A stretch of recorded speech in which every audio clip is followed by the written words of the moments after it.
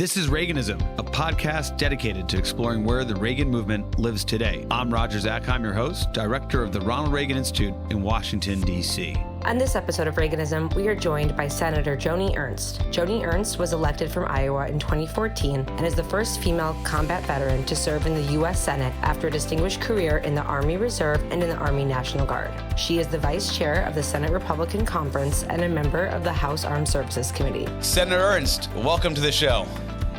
Oh, thanks, Roger. It's great to be with you.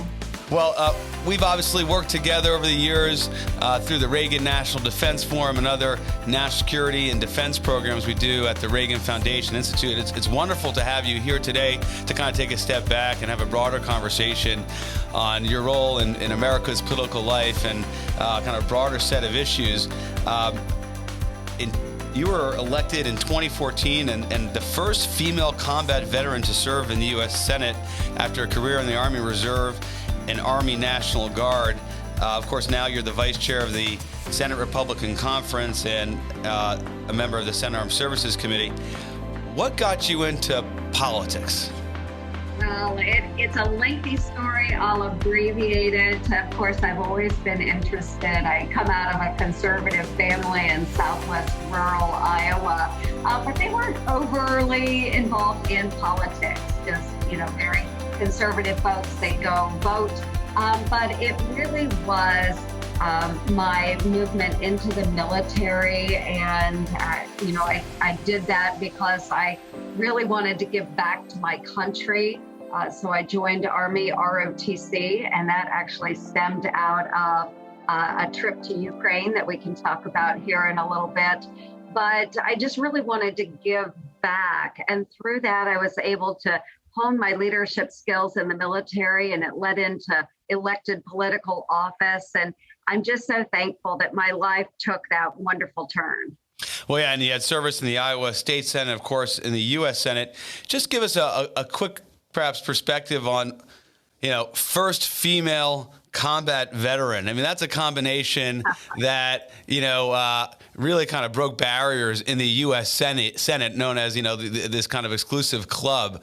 That combat veteran experience is something you use every day, something a really kind of a big part of your life in the Senate? It is, because I can speak with authority on those issues that are affecting our service members, our men and women in the great uniform of the United States. And I understand their day-to-day struggles, those challenges, and then from this perspective in the United States Senate, know how to apply various solutions to make sure they get down to all the guys and gals on the ground, those mechanics and supply clerks and infantry soldiers and Marines, you name it. Often in the Senate, the leaders will think very strategically at a much higher level, but I have that experience on the ground, working day to day with the Joes that are getting it done. That is a different perspective, and one that I think is needed, and which is why I'm so excited to be the first female combat veteran elected into the United States Senate. But I always do believe it's great to have veterans that are stepping up and serving in a little different capacity out of that uniform. And that's what I've been able to do here in the United States. It's a great point. Conservatives especially have the mindset of, hey, let's keep Washington out of as much as we can. But if you look at the Constitution, when it comes to our military, that's squarely within the purview of the U.S. Congress, and particularly those who have the responsibility within the Congress. People like you serve on the Armed Services Committee. And it extends not just in the strategy, but things like the Uniform Code of Military Justice, which you've obviously been a leader in addressing, particularly as it relates to sexual assault in the military. But you have to get into those details. That is the core constitutional responsibility of elected members of Congress.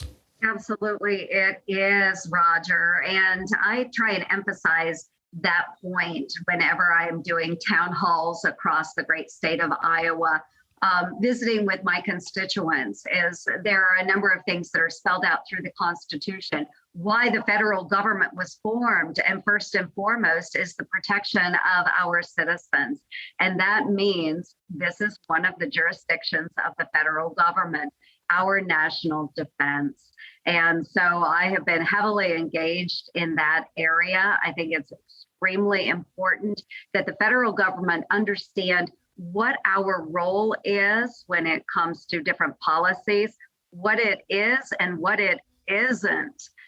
So there are many things that the federal government loves to dabble in that really aren't within our area as spelled out by the Constitution. You know, nice to have things that we like to do, but not things that we are charged with by the Constitution. Yeah. Core responsibility. Absolutely. You mentioned that you talked to Iowans and in the Senate. You know, it's this limited number of people that now serve in the military ever since we had the all-volunteer force and the end of the draft. Where do you think the biggest gap is, Senator? Is it when you go ahead and talk to constituents across the state of Iowa that seem not to really have a good feel for the military? Or is it a bigger gap as you engage your 99 other colleagues in the U.S. Senate that perhaps don't have that appreciation? Give me your impression of that. My impression is Iowans are very focused on the members of the military. And it's an unusual situation because in Iowa, we do not have any active duty posts or bases. Most of our service members, they'll join active duty in whatever service branch and they'll leave Iowa, they'll go somewhere else. But we do have a large number of National Guardsmen in the Air Guard and the Army Guard or serving in the Reserve services. So Iowa is a little unique, but with those reservists and those National Guardsmen, they're in every community. We have engaged quite actively through the global war on terror all around the globe. So Iowans are really tied into those service members. You know, you really can't throw a stone in Iowa without hitting somebody that knows of someone that served overseas or has a family member that has served in World War II or Korea or the global war on terror. So Iowans are very, very engaged and they understand those issues. It is actually in the United States Senate where I see the greatest gap of knowledge when it comes to our service members and those everyday challenges that they face. That's amazing. It's pretty unusual, your description of Iowa, because increasingly, and you speak about this, and others who serve know this as well, is that across the country, increasingly there's this gap. There is this kind of waning connection between those who serve and those who don't. I want to jump to an area where you've just really taken the lead, and that is the war in Ukraine and Russia's just naked aggression and assault on the free people of Ukraine. But before we go there, and your personal connection, again, which we were talking before we started, I'm kind of embarrassed I wasn't aware of until prepping for this. I have a kind of a question that's got to be on the mind of all people who follow Iowa politics. Who wins in a push-up contest between the junior senator of Iowa and the senior senator of Iowa? Because there's this senator running for re-election who seems to, amazingly at his age, be pretty good at push-ups. Yes, okay. So whenever it's a contest between my senior senator and me, I will always defer to the senior senator. So he does do push-ups daily, and it is part of my exercise routine as well. But in this case, senior senator will always win. Reflecting the wisdom of the junior senator from Iowa and her deference to the senior senator. But yeah, I mean, while he's known perhaps for his push-ups, your workout regimen is legendary in Washington, D.C. and Capitol Hill. Tourists can probably see you running the streets early morning here in D.C. Another great example, Senator. From the somewhat comedic to the serious, talking about Ukraine. Mentioned earlier, you've just been a leader in the Congress with a voice of clarity. I had an opportunity to testify before your committee, and you were quite clear on this days after the conflict, the war began, that the measure of success here is the rollback of Russian tanks. What I didn't know, and I'd love for you to share, is that your connection to Ukraine goes back decades. To 1989, as I understand it, where you were participated in an agricultural exchange program while you were in college. Tell us more about that. Yeah, absolutely. And thank you, Roger. So this war in Ukraine touches my heartstrings, obviously, because I do have connection to Ukraine and was in Ukraine in 1989 while it was part of the former Soviet Union. It was an agricultural exchange. The summer between my freshman and sophomore year of college, I went to Iowa State University.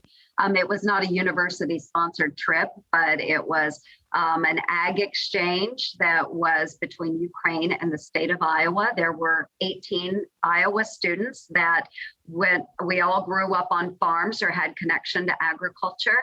And we went to Ukraine and stayed on a collective farm in rural Ukraine.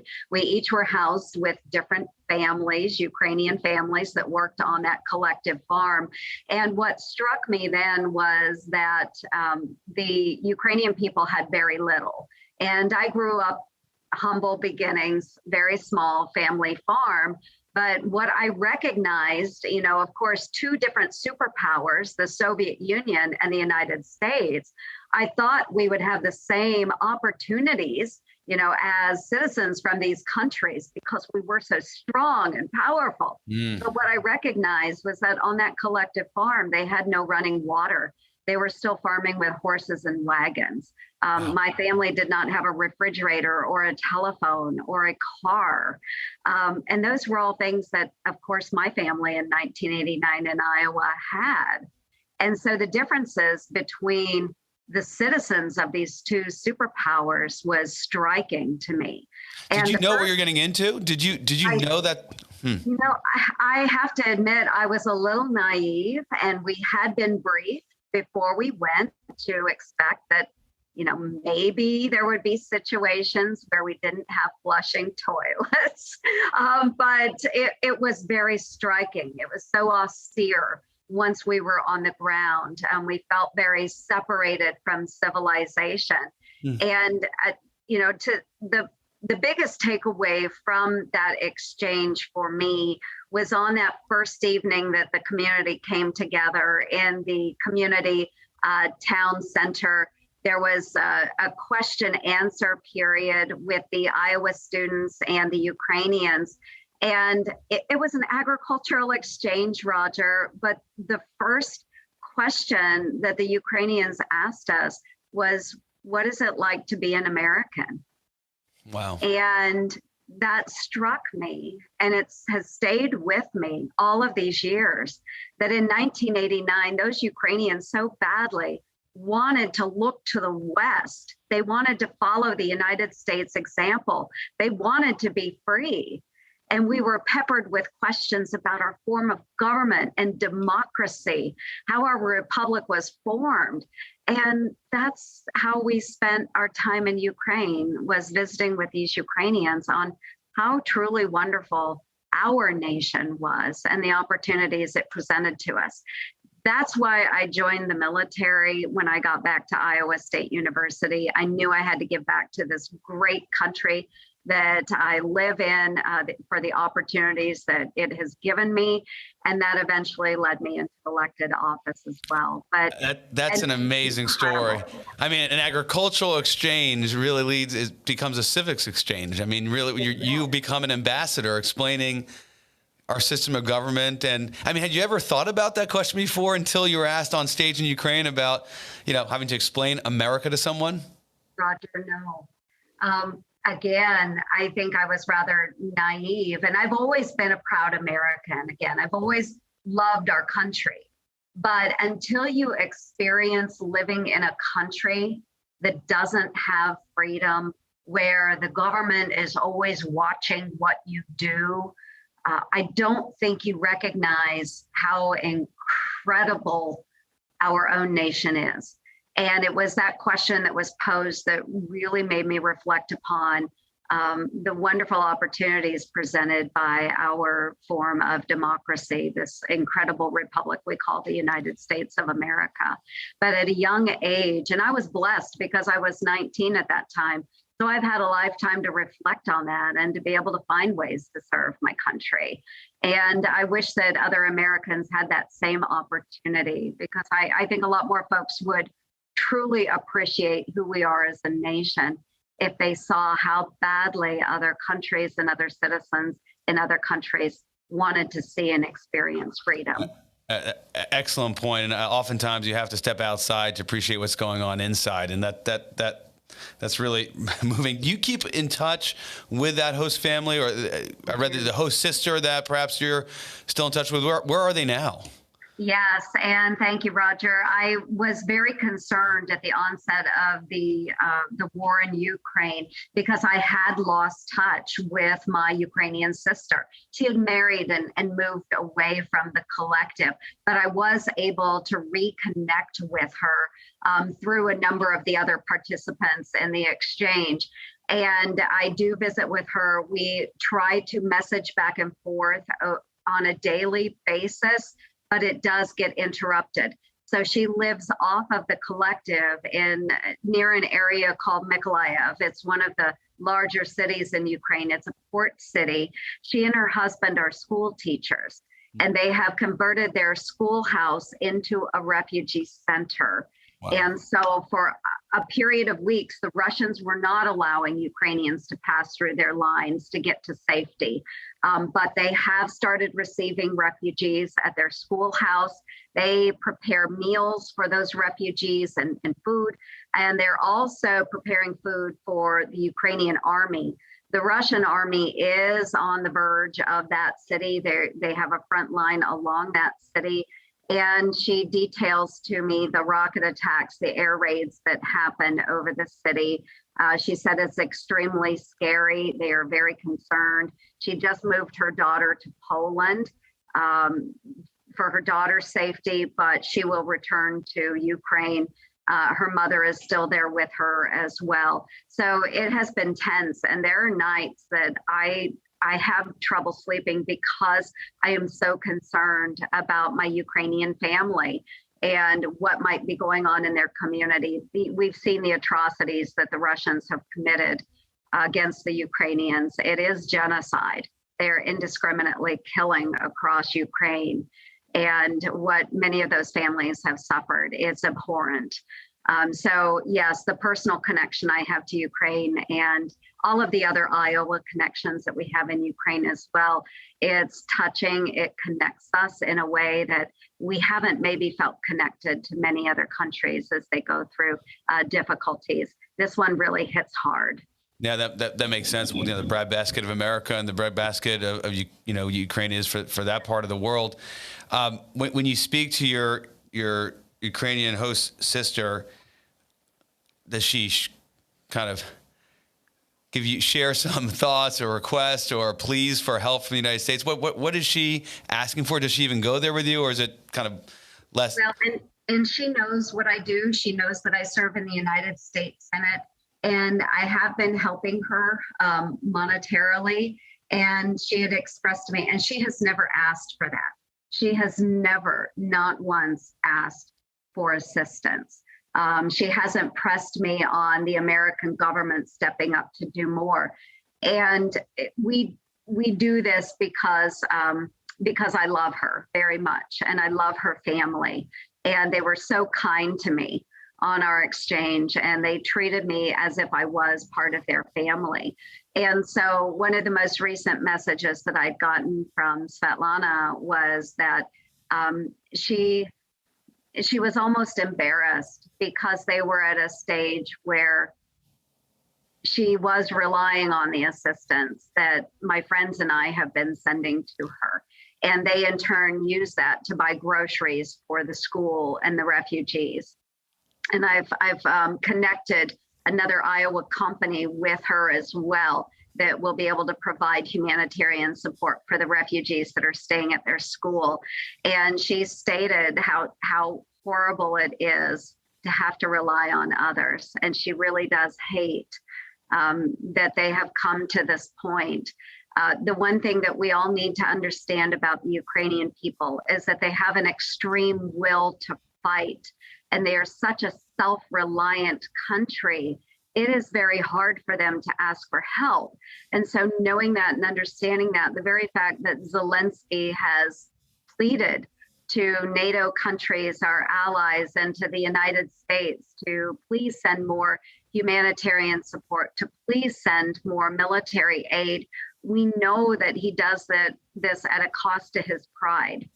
But it is so imperative that we push back the Russians and get them out of this democratic nation.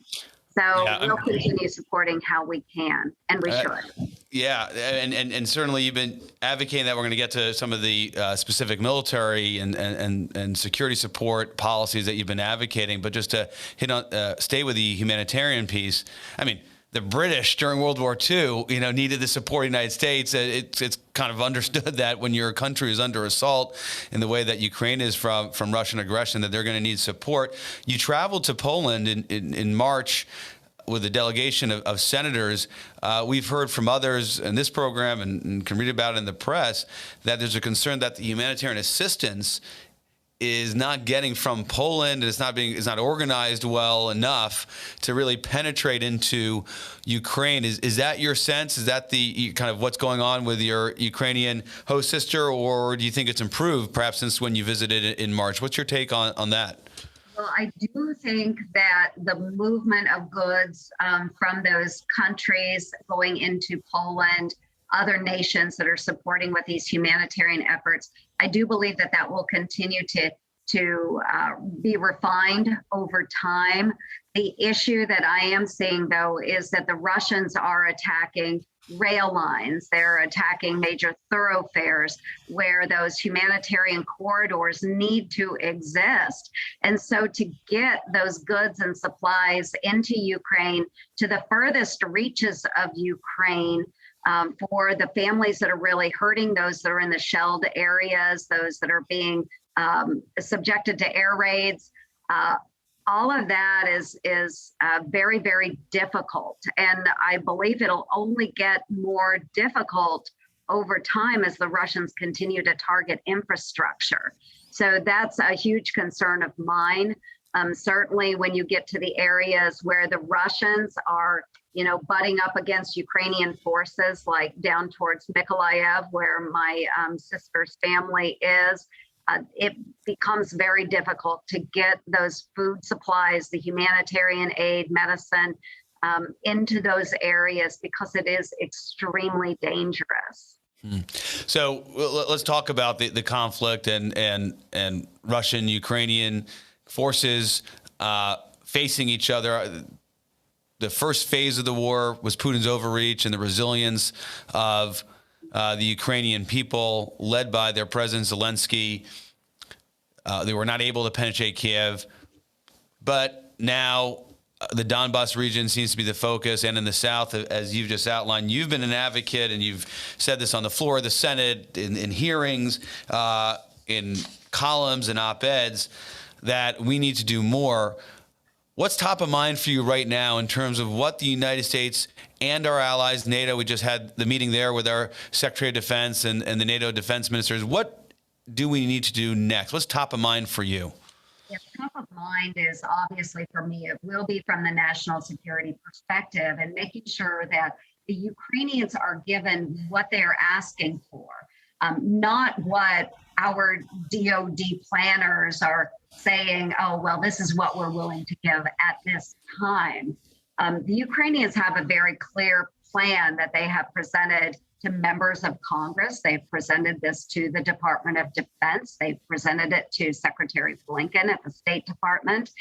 They have presented their plan of defense to us with the types of weapons that they need, not just the United States, but also our allies and partners too. But I do believe that we need to provide them those platforms and the armaments necessary to push the Russians out of the Donbas. Let's get them out of Ukraine, period. That's what winning looks like in Ukraine. So it's surface-to-air missiles.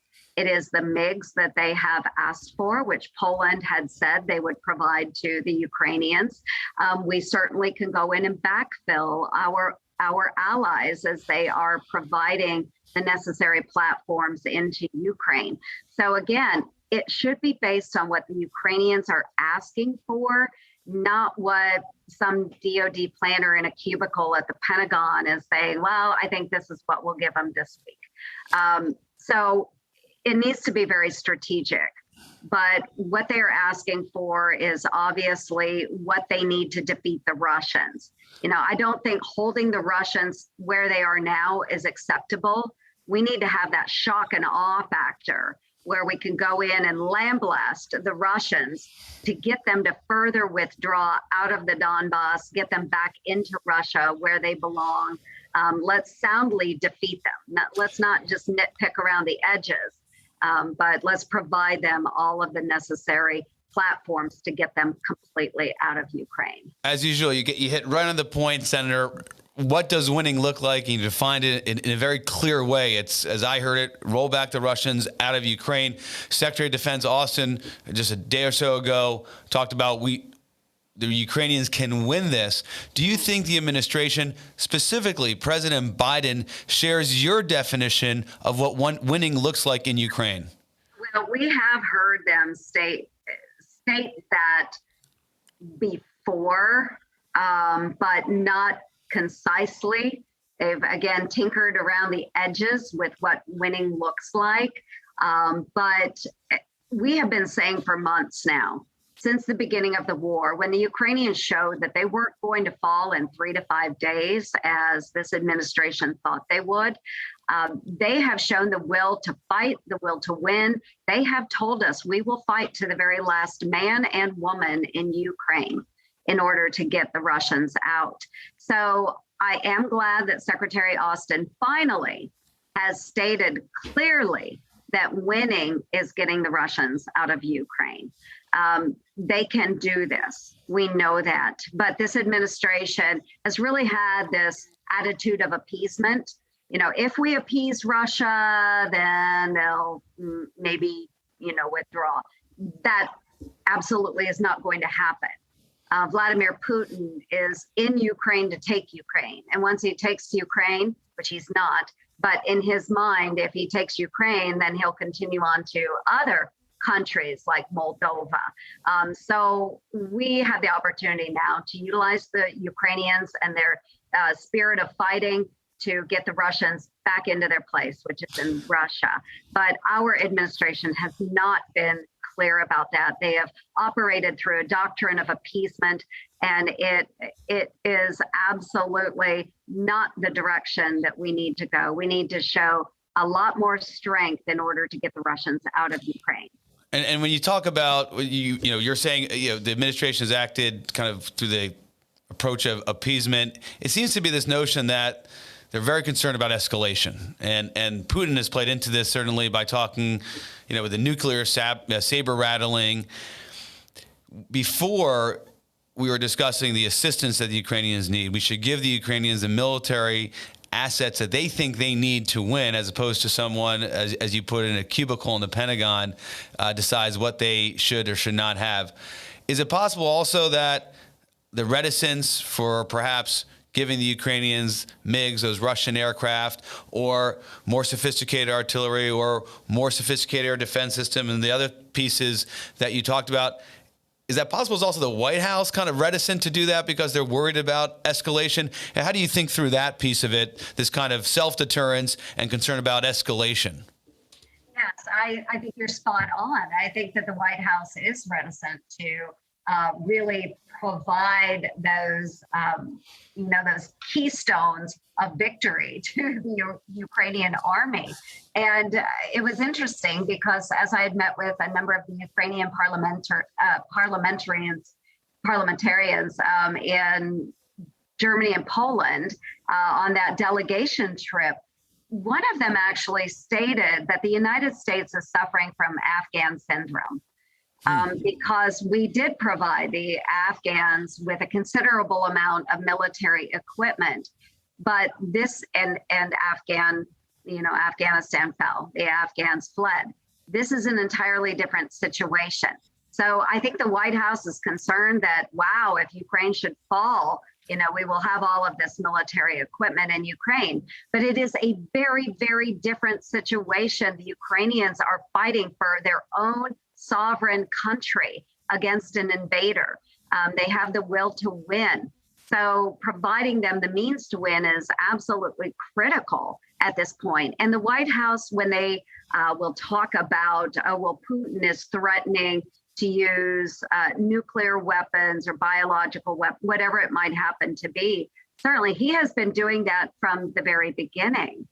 But that doesn't mean that Ukraine should just surrender and say, oh, you've got a nuclear weapon, so we'll give you our country. That's not how it works. So we will continue to fight, provide them the means necessary to win.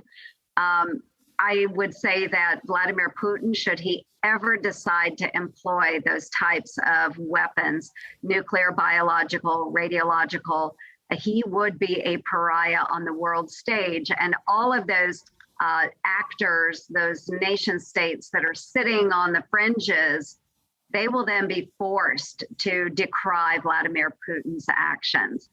There is no reason that Vladimir Putin should employ a nuclear weapon when he is the one that's on the offense in Ukraine. Well, certainly our declaratory policy is, which is the policy that says we will use nuclear weapons if necessary, is there to deter Vladimir Putin from ever deploying or using nuclear weapons. And as long as someone like Vladimir Putin believes that that declaratory policy is actually something that will be implemented, for decades now, it's stopped those from using that as a tactic. I would certainly hope and expect that the Biden administration would stand by the declaratory policy of not only Republican presidents, but Democratic presidents for decades.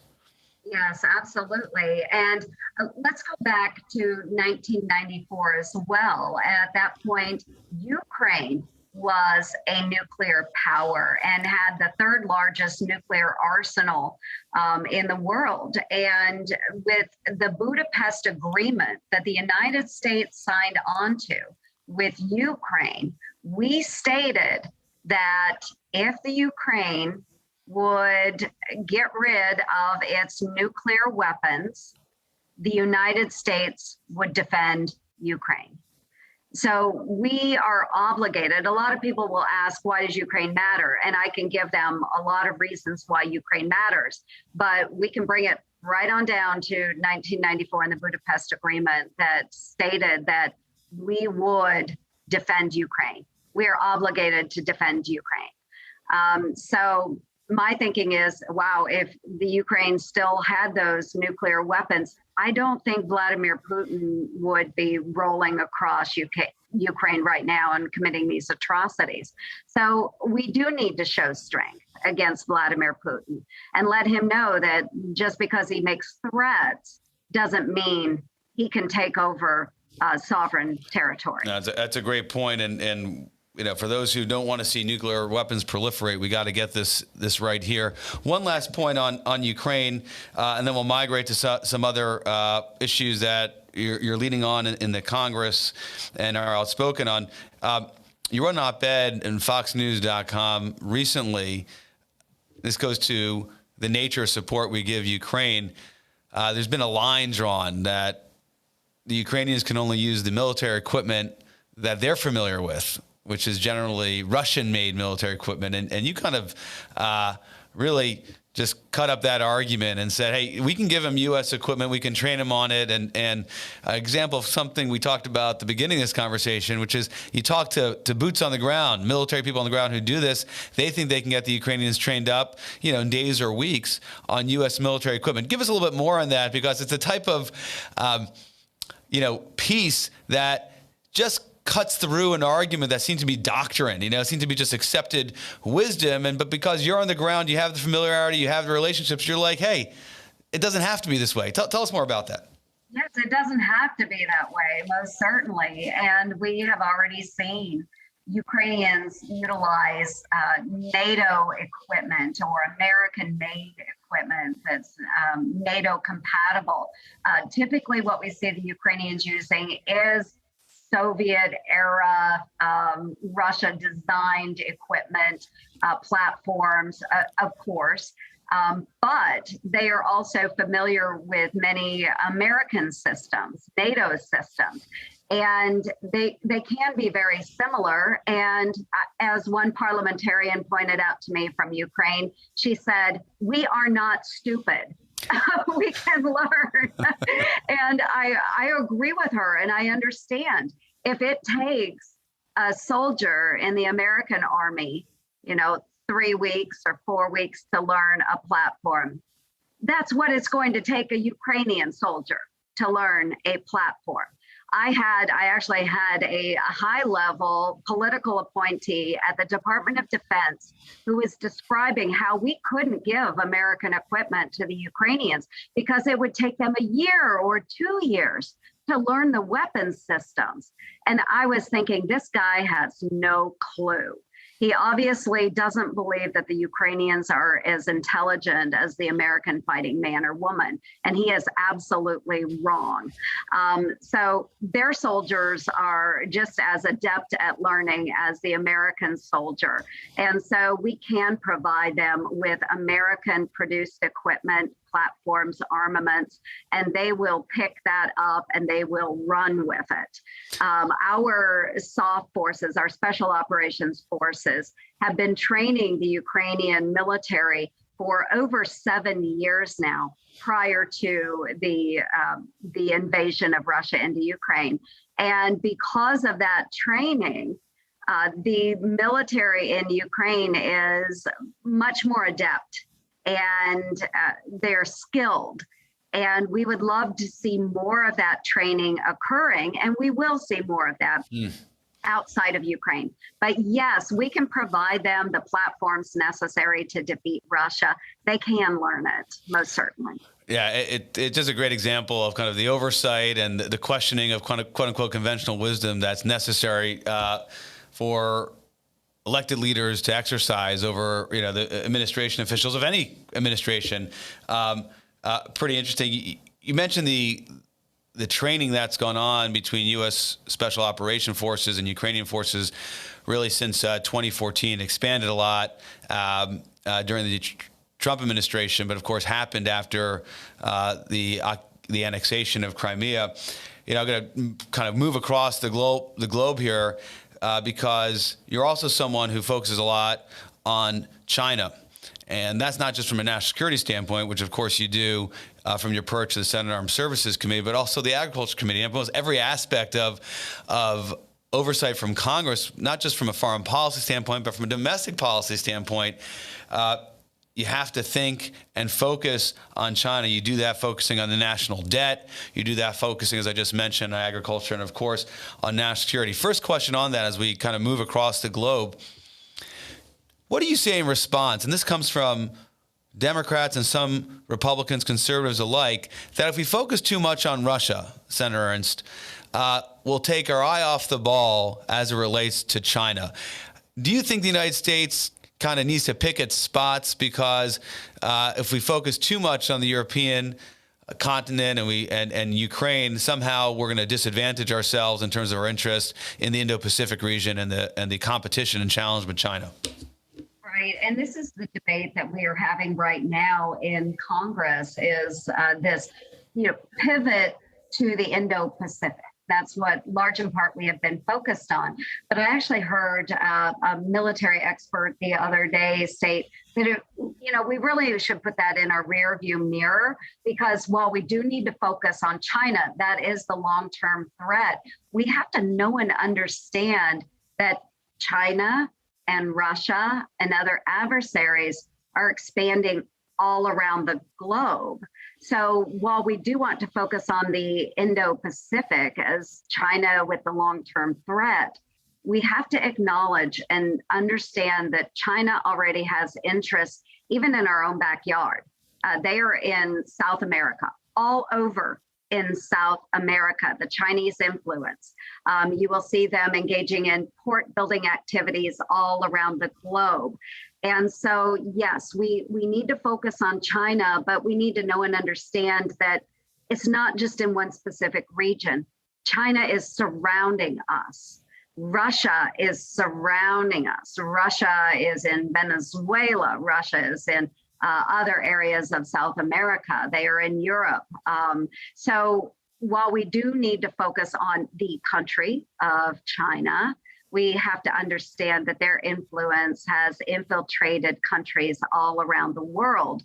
So we need to make sure that we keep a global view of what's going on and how they are influencing trade and economy, how they're working with other countries and infiltrating those governments, and certainly for national security, cyber warfare. We need to understand that they are everywhere at this point. So yeah, I mean, truly, the challenge and the competition economically, the adversary, certainly from a security standpoint, is global in nature, as you outlined, and it's really the free world, wherever it exists around the globe, is kind of coming up against China and its communist ideology and its set of values, which are conflict and challenge ours.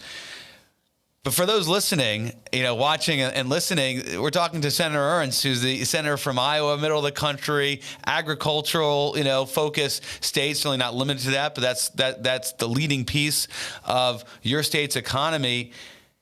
Explain to us this deep-seated connection and integration between the United States and particularly agricultural interests and China. I mean, this is not a simple kind of challenge, and this notion that somehow, certainly economically, the dependencies between each country, that is China and the United States, can simply be resolved. I mean, this is deep-seated. So why does a senator from Iowa not only need to know about this, but truly is expert in this? Well, thanks, Roger. We do have a very long relationship between the state of Iowa and the CCP, the country of China, because of our agricultural connections and the trade that we engage in. So Iowa, of course, is a huge exporter of agricultural commodities like soybeans, corn, pork, poultry. And a lot of that is consumed by China, and they do enter into trade agreements with Iowa. And one of those reasons is because Xi Jinping, who is president of China, he did travel to Iowa in the mid-1980s when he was a young provincial party leader. So he engaged with Governor Terry Branstad at that time in discussing agriculture and how Iowa and China could be more connected through agriculture. And that relationship has remained over these decades.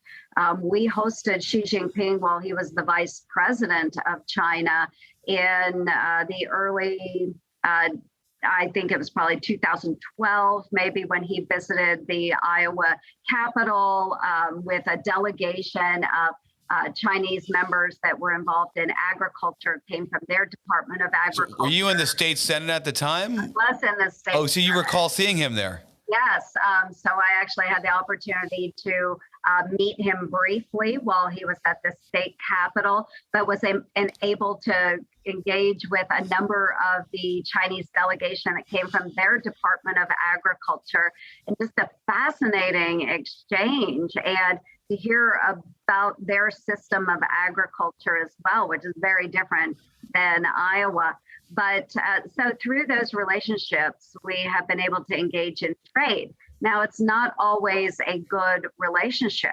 A number of years ago, there were some Chinese delegation members that came in and attempted to steal seeds out of Iowa from, that were protected by intellectual property.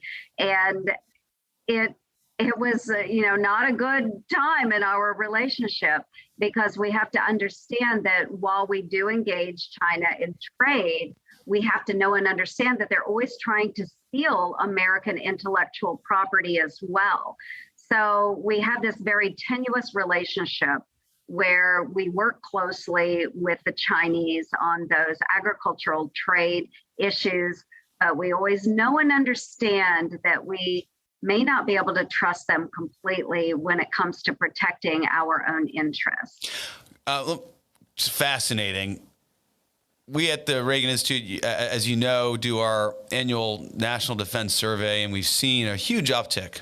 And really, President Trump and leaders like you and the Congress deserve credit for this, which is the uptick in terms of Americans being concerned about China. It's the country that Americans, based on our survey, are most concerned about. And that makes sense, and it's really gone up over the past, let's say, 3 or 4 years. Now the majority of Americans take that view, more so than Russia, at least when we polled in November 21. But for Iowa farmers, for your constituents, is that a point of tension? In other words, you're a leading voice in the U.S. Congress and the country highlighting the national security concerns China poses, not just national security, but economic, political, ideological as well. But the economic interests of many of your constituents and Iowa farmers and agricultural interests really is in continue to trade with China. Do they ever come to you and say, hey, Senator Ernst, you got to tone it down. These are our trading partners. How do you manage that? Does that happen? It is, again, a delicate balance, Roger, but I think it's one that we should be able to work through with my constituents and their interests as they're trading with China. But I'm just going to share a story that an Iowa farmer shared with me when we were talking about wrangling the China trade agreement that President Trump was working on. President Trump was obviously putting tariffs on Chinese goods and so forth. And an Iowa farmer put it so brilliantly. You know, he said, this is not helpful to us, but it's about time that somebody stood up to China and did something. Because, and he gave me the backstory, because Iowa farmers say in the case of soybeans, they will sell their soybeans to China. Those soybeans will transit then across the Pacific Ocean. But what China was doing is midway through that transit, they would cancel the order. And then they would renegotiate the price and cut a deal that was much lower than the original price. And Iowa soybean farmers, they caught the brunt of it every time, whether it was corn, soybeans, pork. The Chinese were notorious for that. And they were so thankful that there finally was a voice that was standing up against China. Even while they're one of our larger trade partners, we still needed to show strength and that we meant business when we were engaging in trade. Our farmers took it in the shorts for far too long. And we finally had a president that would stand up against China. So there is a balance. And that's one thing that I hope some of the listeners or the folks that are watching will understand, is that there are autocratic, authoritarian regimes around this world. They only understand strength.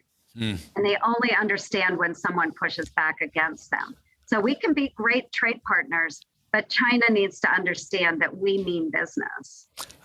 A last question in this area, and then I can't let you go without talking about the midterms and getting your views on kind of where the Republican Party is headed. Of course, you'll be coming out to the Reagan Library in the August to give us a deeper dive into the Republican Party and the future of the conservative movement. We'll talk about in a moment. But I can't leave the interesting politics and economy of Iowa and how it has these geopolitical elements to it. We talk about being less dependent on despots. Europe right now wants to be less dependent on Russian energy. You can't rely on the despots. Think about Putin turning off the spigots for Poland and Bulgaria. In the United States, you've been a leader, and others in Congress, on becoming less reliant on semiconductors manufactured overseas. We realize that whatever powers our cars or our iPhones or whatever else we use, not just big technology, but smaller technology, we can't afford to have all that concentrated in one part of the world, which allows a despot to hold us and leverage that against us. What about food dependency? Is there some view that you hear from your constituency, from your businesses in Iowa, saying, listen, I got to diversify. I can't be dependent on China being my largest customer or a large customer, I'm going to diversify beyond that one country. Is that happening in the agricultural realm, Senator? It does. And you think about it, he who has the resources has the power. And of course, whether it's energy, whether it's food, he who controls that does have that power. And so when we look at China and our exports to China, we do understand and realize that we need to engage other countries. So what we're producing in the United States not only can feed our country, but that we can also feed other nations and use those exports to our advantage. And what we have seen in this administration is a very lackluster, pursuit of additional trade deals with other countries, lackluster pursuit of engagements with other countries that could help us push back against Russia and Ukraine. We know that poor Ukraine, they will see 40 to 45% less food production this year because of the invasion. So we really need an administration that is willing to engage on trade deals with other nations and take calls from others.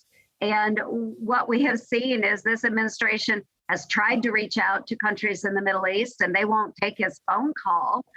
We are not engaging with countries like Brazil, that is another big breadbasket of the world. We need to engage these countries, and we need to have diplomatic ties. And this administration is failing miserably when it comes to garnering support. We need to be a leader. We need to show strength. And unfortunately, that's not happening. So yes, we need to make sure that with what we are producing in the Midwest, across the United States, that we can get it into other nations and become less reliant upon countries like Russia, like China, and all of those rare earth minerals. We need to develop other alliances, people that we know we can rely on when times get tough. So let's move away from those near-peer adversaries, and let's focus on developing relationships that will be meaningful in the long term. Yeah, great point. I mean, we want customers who share our values, and that really was the animating principle post-World War II. And we thought we could do that with China. And of course, it's worked out quite differently, regardless of what the architects wanted. Let's briefly hit on the midterms, and we'll wrap up with our lightning round.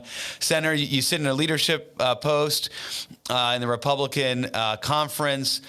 What do you expect coming up in November? We're sitting here in the spring. It's going to be a busy spring and summer with primaries. How do you feel about the House, and what do you think is possible in the Senate for Republicans?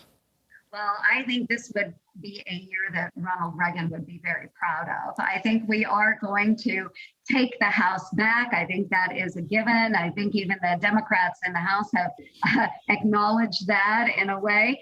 And in the Senate as well, I do think that there is a pathway for a Republican majority in the Senate. It will come down to those candidates. Of course, we always need quality candidates emerging from those primary elections. And I think that we will see that. And I'm excited to really join in some of the campaign activities as we get closer to the fall. Just last question on that, and we'll go to the lightning round. Share with us a Senate race or two that you're focused on, perhaps you're going to help out and travel to, or candidates that you've spoken with that, you're like, that'd be a good colleague to work with. Yeah, absolutely. I think if you look at some pickup opportunities, if you look at Georgia, I think Georgia is one of those pickup opportunities. And in that primary election, Herschel Walker has really risen to the top of that field quite handily. He's doing very well. He's raising money. He's engaging the voters. And he is just a very compassionate person, very approachable, very likable. But he is also well educated. He's a smart man. He's a conservative. He is a Christian. And I think Georgia voters will gravitate to who he is, what he stands for, a strong conservative voice. And I think that is a really great pickup opportunity, and one that I hope to engage in as well. We do have a lot of military members that live in the great state of Georgia, and he has engaged heavily with the veterans community through a number of outreach programs that deal with mental health and mental well-being. So I think that most certainly will be one that we will see in the fall, and I do hope to engage. Well, Georgia's on the mind of everybody, so it makes sense that you'd focus there. Let's wrap up. Senator Ernst of Iowa, thank you for your time. Share with us now in our lightning round your favorite book on President Reagan, your favorite speech by President Reagan, or favorite Reagan quote. We'll take any of that you have. Well, I'll give you a couple examples because I am a huge fan of Ronald Reagan. And even as a child, when he was in his presidency, there was something about him that just resonated so much with me and my family growing up in the Midwest. But we always have heard Reagan always use that old adage, peace through strength. And that truly is what I believe, is that we can have a peaceful world as long as we are strong. So that is probably one of my favorite adages that was used by Ronald Reagan on a number of different times. But I will share with the listeners, and I hope that they do go out and have the opportunity to listen to these. But there is a series of CDs that you can listen to, and it's Ronald Reagan in his own voice. And it was Ronald Reagan's broadcast over radio in the 70s. And that pre-presidential, this is before he's in elected office. And he is talking about things like abortion and how to strengthen the economy. He talks about the Soviet Union. And I've listened to those over and over again, a number of his radio addresses. And I find that many of them are pertinent today. And so I do hope that folks will go back, listen to those radio addresses. It's just really wonderful to hear him as he's giving those radio addresses. And most of those he wrote on his own. But what a brilliant mind that he had, and how refreshing it was to hear such a strong leader even before he entered into the presidency. So I would encourage folks to listen to that. They will be inspired. Senator Ernst, thank you for that. We've done over 100 of these Reaganism shows, and you're the first to mention the radio addresses. We'll link to it. That's great. Senator Joni Ernst, thank you so much for being on the show. My pleasure, Roger. Thanks to you and to those, of course, who are working on this Reagan podcast. We hope you enjoyed this episode of Reaganism. New episodes premiere weekly every Monday on YouTube and all podcast streaming platforms. If you like this episode, be sure to let us know and share with a friend.